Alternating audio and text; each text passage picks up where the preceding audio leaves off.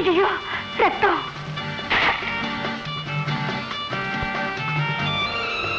పొల్లతో నన్ను ఎందుకు కొట్టావు? నే కొట్టలేదండి, అలా విసిరేశాను, ఇక్కడొచ్చి తగిలింది. నీ పేరు? సుందరి. చూడగానే అనుకున్నాను అదే పేరని. నీకు అమ్మా నాన్న? ఎవ్వరూ లేరండి. అడవిలో పుల్లలు తీసుకెళ్లి ఊళ్ళో అమ్ముకుని బ్రతుకుతున్నాను. ఆహా, నువ్వు నన్ను కొట్టి తప్పు చేశావు. నువ్వు చేసిన తప్పుకు శిక్ష వేయాలి. లెంపలేసుకుంటున్నాను, నన్ను వదిలిపెట్టండి. ఇంకెప్పుడు తప్పు చేయను. మాట్లాడకుండా నాతో రా.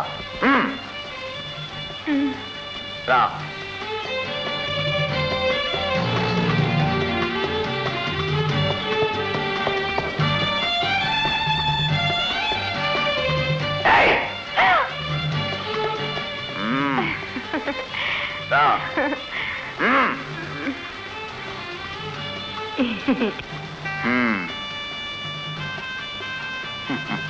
పారిపోదాం అనుకుంటున్నావా? జాగ్రత్త.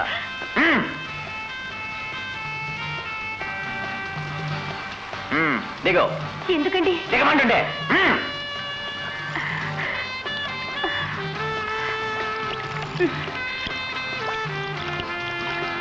దోశలు పట్టు. దేనికండి? పట్టమంటుండే. పట్టు. నువ్వు చేసిన తప్పుకు శిక్ష ఏమిటో తెలుసా? నిన్ను నేను గాంధర్వ వివాహం ఆడుతున్నాను. వివాహమా? నేనొక అనాథను. కాదు, ఇక నుంచి సనాథం. నేను నీ నాథుణ్ణి. నువ్వు బురదలో పుట్టిన పద్మాని, మట్టిలో పుట్టిన మాణిక్యాన్ని, అడవిని పుట్టిన అందాల సిరిమల్లివి, నా స్వప్నాల జాబిల్లివి. ప్రభు.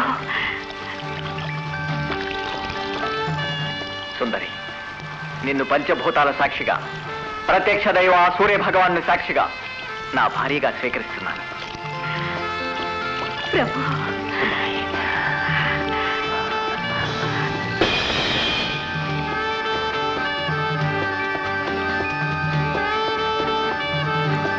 ప్రభు, మీరు లేక ఒక్క క్షణమైనా నేను జీవించలేను. నన్ను మీతో తీసుకువెళ్ళరు? సుందరి, బేలగా మాట్లాడకు. నువ్వు నా రాణివి. దాసదాసీ జనాలతో, సకల పరివారంతో, ముత్యాల పల్లకీలో రాసమర్యాదలతో నా రాణివాసంలో పాదం మోపాలి. కన్నీరు పెడుతున్నావు కదూ? కన్నీరు కాదు ప్రభు, అమూల్యమైన మీ అనురాగానికి ఈ పేదరాలిచ్చే పన్నీరు. పేదరాలు కాదు, నన్ను అలరించే గారాల ప్రియురాలు. ప్రభు, నన్ను మరిచిపోరు కదూ? అది ఈ జన్మలో సాధ్యమా? నన్ను నవ్వుతూ సాగనంపాలి. ఏది, ఒక్కసారి నవ్వు. నవ్వు.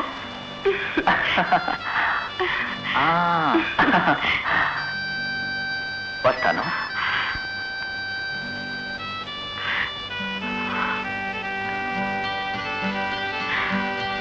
రాజధానికి వెళ్ళిన వెంటనే రాజపరివారాన్ని పంపిస్తామని చెప్పారే, ఇంతవరకు ఎవరూ రాలేదే. నేనే వెళ్తాను.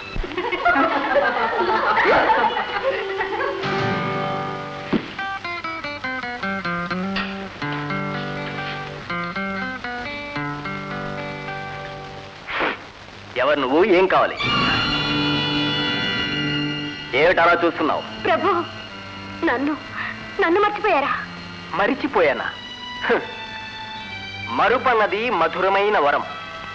అది లేని నాడు మనిషిలో కొత్త ఆనందానికి చోటే లేదు. ఇంతకెందుకు వచ్చావు ఇక్కడికి? మీరే ఇలా అడిగితే నేనేమి చెప్పగలను ప్రభు. దయచేసి ఒక్కసారి గతాన్ని గుర్తు తెచ్చుకోండి. ఆనాడు అడవిలో అనురాగమూర్తిగా నన్ను చేరదీసి, ఆనందలోకాలలో నన్ను తేలించి ప్రేమించి నన్ను గాంధర్వ వివాహం చేసుకున్నారే. రాత మర్యాదలతో రాణివాసానికి రప్పిస్తానని చేతిలో చేయి వేసి వాగ్దానం చేశారే. వివాహం వాగ్దానం? లోకం కొట్టిపోయిందా నిన్ను వివాహం ఆడటానికి? మేము కన్ను గీటితే 1,000 మంది కన్నె పిల్లలు పోటీలు పడుతూ వచ్చి మా కోట ముందు పడిగాపులు కాస్తారు. మేము ఆజ్ఞాపిస్తే 100లాది సుందరిమణులు మా మందిరానికి వచ్చి మా అడుగులకు మడుగులొత్తుతారు. ప్రభు, మీరేనా ఇలా మాట్లాడుతున్నది? అవును. మీరు మహారాజులు. మీరు తలుచుకుంటే ఏవైనా అంటారు, ఏవైనా చేస్తారు. కానీ దయచేసి నాకు మాత్రం అన్యాయం చేయకండి ప్రభు. అర్థమైంది నీ ఆంతర్యం. కన్నీటితో కట్టుకథలు వల్లిస్తూ ఈ రాజ్యానికే రాణివి కావాలని కలలు కంటున్నావు కదూ? లేదు ప్రభు, నాకు ఆ ఉద్దేశమే లేదు. నాకు తెలుసు. నీకు రాణివాసపు భోగభాగ్యాల మీద ఆశ కలిగింది. అందమైన దానివి, వయసులో ఉన్నావు. మా అంతఃపురంలో నీవు ఒక చిలకవై నిలిచిపో. నీ ఆశలు నెరవేర్చుకో. ఏమంటున్నారు? వివాహమాడిన ఆలినే వెలయాలుగా ఉండమంటున్నారా? ఇదెక్కడి న్యాయం ప్రభు?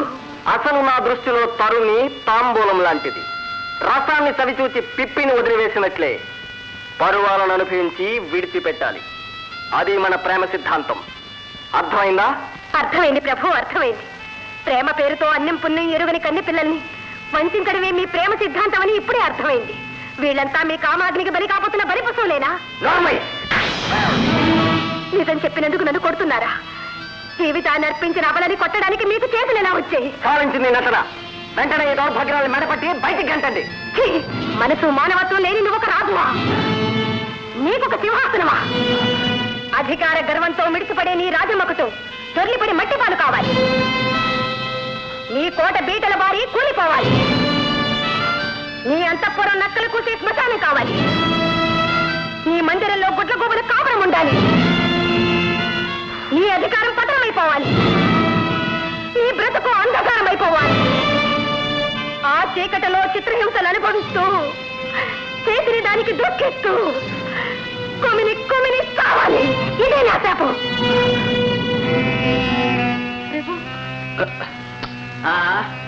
దాని శాపం తగలటానికి అదే మహాసాధ్వి సీత, సతీ సావిత్ర, ఒక అనామకురాలు.